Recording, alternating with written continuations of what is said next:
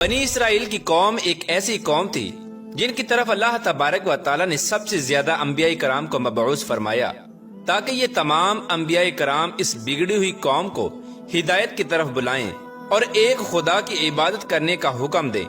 لیکن قوم بنی اسرائیل اس قدر گناہوں کے اندر مبتلا تھی کہ اتنے انبیاء کرام ان کی ہدایت کے لیے تشریف لائے، لیکن یہ بدبخت قوم اپنے کفر و شرک سے باز نہ آئی اور اسی طرح اپنے گناہوں کے اندر مبتلا رہی۔ قوم بنی اسرائیل میں صرف چند لوگ ہی ایسے تھے جو اللہ تبارک و تعالیٰ کی وحدانیت پر ایمان لے کر آئے۔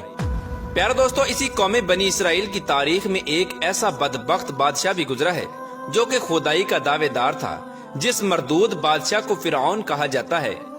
فرعون کی بدبختی کا اندازہ اس بات سے لگایا جا سکتا ہے کہ آج بھی اللہ تبارک و تعالیٰ نے اس کی لاش کو پوری دنیا کے لیے عبرت کا نشان بنا کے رکھا ہے۔ پیارے دوستو، جب فرعون ہلاک ہوا تو اس کی لاش کو نہ ہی زمین نے قبول کیا اور نہ ہی پانی نے۔ فرعون جب ایک مزدور سے مصر کا بادشاہ بنا تو اس نے چاہا کہ وہ خدائی کا دعویٰ کرے اور لوگ اس کی پوجا کریں اور اس کے سامنے جھکا کریں۔ اس طرح فرعون نے جب خدائی کا دعویٰ کیا تو ایک قبطی قوم جو کہ تعداد میں بہت کثیر لوگ تھے، یہ لوگ فرعون کو خدا ماننے لگے اور اس کی پوجا کرنے لگے۔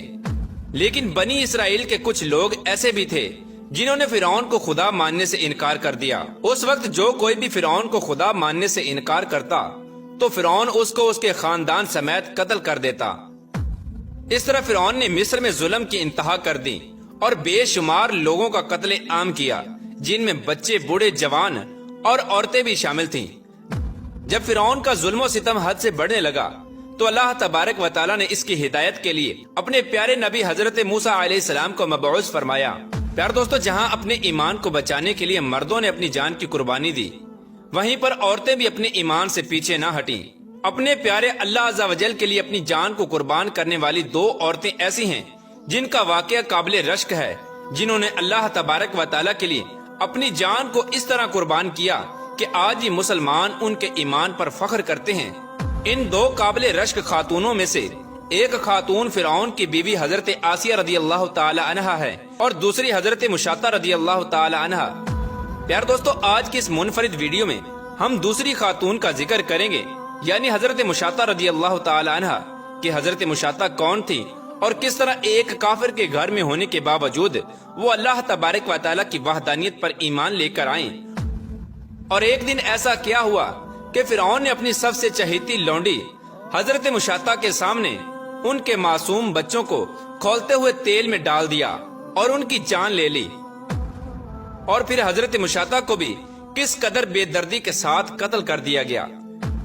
پیارے دوستو، یہ قابل رشک واقعہ سننے کے بعد آپ کا ایمان مزید تازہ ہو جائے گا اور آپ کی محبت اللہ تبارک و تعالیٰ کے ساتھ مزید بڑھ جائے گی۔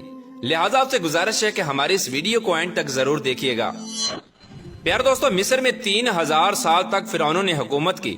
اس 3000 سال کے عرصے میں 33 فرعون بادشاہ بنے۔ ہر فرعون کا دور حکومت تقریباً 100 سال کا تھا۔ لیکن جس فرعون کا ذکر قرآن پاک میں آیا ہے، جو حضرت موسیٰ علیہ السلام کے دور کا فرعون تھا، جس کو اللہ تبارک و تعالیٰ نے سمندر کے اندر غرق کر کے ہلاک کیا، وہ فرعون مصر کی تاریخ کا سب سے آخری فرعون تھا۔ اس کی ہلاکت کے بعد مصر کے لوگوں کو فرعونوں سے نجات ملی۔ پیار دوستو، فرعون مصر کی تاریخ کا ایک عیاش پرست اور ظالم اور متکبر بادشاہ تھا، جس کے خدمت گاروں کی تعداد 12,000 تھی۔ دنیا کا کوئی بھی ایسا ظلم نہ تھا جو فرعون نے مسلمانوں پر نہ کیا ہو۔ فرعون نے حضرت آسیہ رضی اللہ تعالی عنہا سے اپنی بادشاہت کے زور پر زبردستی شادی کی تھی، لیکن ان میں سے کوئی بھی اولاد پیدا نہ ہوئی۔ روایات میں فرعون کی جس بیٹی کا ذکر ملتا ہے وہ فرعون نے کسی سے لے کر پالی تھی۔ فرعون اور فرعون کے بیوی اپنی بیٹی سے بے حد پیار کرتے تھے۔ روایات میں آتا ہے کہ فرعون کی بیٹی انتہائی حسین و جمیل اور خوبصورت تھی، جس کی خدمت کے لیے ہر وقت 4000 کنیزیں موجود رہا کرتی تھیں۔ فرعون کی چونکہ کوئی اولاد نہ تھی، اسی وجہ سے وہ اپنی بیٹی سے بے انتہا محبت کرتا تھا۔ فرعون اپنی بادشاہت میں اگر کسی کا عمل دخل برداشت کرتا تھا تو وہ صرف اس کی بیٹی تھی۔ فرعون کی بیٹی کا پورے محل کے اندر سب سے زیادہ اثر و رسوخ تھا، اور فرعون کی ایک خاص باندی تھی جس کا نام مشاطہ تھا۔ فرعون نے اپنی اس خاص لونڈی کو اپنی بیٹی کی خدمت کے لیے مقرر کر رکھا تھا۔ مشاطہ بے حد نفیس اور حد درجہ با اخلاق تھیں اور وہ فرعون کی بیٹی کا بہت زیادہ خیال رکھا کرتے تھیں۔ یہی وجہ تھی کہ مشاطہ بہت جلد فرعون کی بیٹی کی سب سے خاص کنیز بن گئی۔ فرعون کی بیٹی کی خدمت کرتے ہوئے ابھی چند ہی مہینے گزرے تھے کہ حضرت مشاطہ کو فرعون کی بیٹی کی خلوت گاہ میں داخل ہونے کی اجازت مل گئی۔ اب ہر وقت فرعون کی باندی اس کی بیٹی کی خدمت میں مشغول رہنے لگی۔ آہستہ آہستہ فرعون کی بیٹی کو مشاطہ سے الفت ہو گئی اور وہ اس کے اخلاق اور نفاست کو بہت زیادہ پسند کرنے لگی۔ ادھر جب اللہ تبارک و تعالیٰ نے حضرت موسیٰ علیہ السلام کو اپنا پیغمبر بنا کر بھیجا تو انہوں نے اعلان نبوت کیا اور دین برحق کی تبلیغ شروع کر دی، تو فرعون نے اللہ تبارک و تعالیٰ کی وحدانیت پر ایمان لانے سے انکار کر دیا۔ اس وقت فرعون اور حضرت موسیٰ کے درمیان جنگی حالات پیدا ہو گئے۔ فرعون حضرت موسیٰ علیہ السلام اور ان پر ایمان لانے والے مسلمانوں کو ہر روز نئی نئی اذیتیں دیتا، خاص طور پر جب فرعون کو یہ پتا چلتا کہ کسی نے حضرت موسیٰ علیہ السلام کا دین قبول کیا ہے تو وہ اسے دردناک طریقے سے شہید کر دیتا اور لوگوں سے کہتا کہ میں ہی زندگی اور موت دینے پر قادر ہوں اور میں ہی تمہارا خدا ہوں۔ خیر، فرعون نے چاہے جتنے بھی ظلم و ستم کیے لیکن حضرت موسیٰ علیہ السلام اسی طرح اللہ تبارک و تعالیٰ کا پیغام پہنچاتے رہے اور لوگوں کو اللہ تبارک و تعالیٰ کی وحدانیت کی طرف بلاتے رہے۔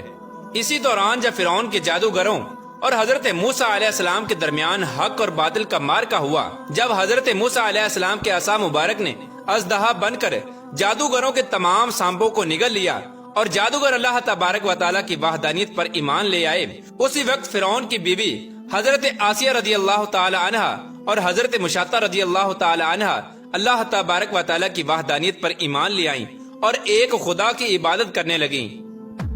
لیکن اس وقت حضرت موسیٰ علیہ السلام نے ان کو اپنے ایمان کو ظاہر کرنے سے منع فرمایا۔ حضرت مشاطہ سچے دل سے اللہ تبارک و تعالیٰ کی وحدانیت پر ایمان لے آئیں اور چھپ چھپ کر اللہ تبارک و تعالیٰ کی عبادت کرنے لگیں۔ حضرت مشاطہ کا یہ